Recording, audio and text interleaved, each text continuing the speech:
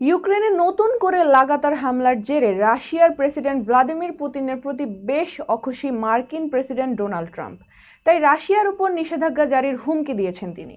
সোমবার বিবিসির খবরে বলা হয়, ইউক্রেনের রুশ বাহিনীর সাম্প্রতিক ড্রোন হামলার ঘটনায় পুতিনের প্রতি অসন্তোষ প্রকাশ করেন মার্কিন প্রেসিডেন্ট এবং পুতিন পাগল হয়ে গেছেন বলে উল্লেখ করেন তিনি।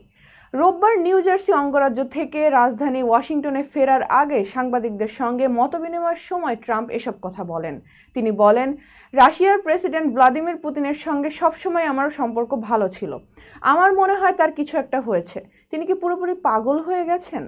ট্রাম্প আরও বলেন, আমি তার উপর অখুশি নই, কারণ আমরা যখন যুদ্ধ শেষ করার জন্য আলোচনা শুরু করেছি এবং তা মাঝামাঝি অবস্থায় চলে গেছে, এমন সময় পুতিন কিয়েভ ও অন্যান্য শহরে ড্রোন হামলার নির্দেশ দিয়েছেন।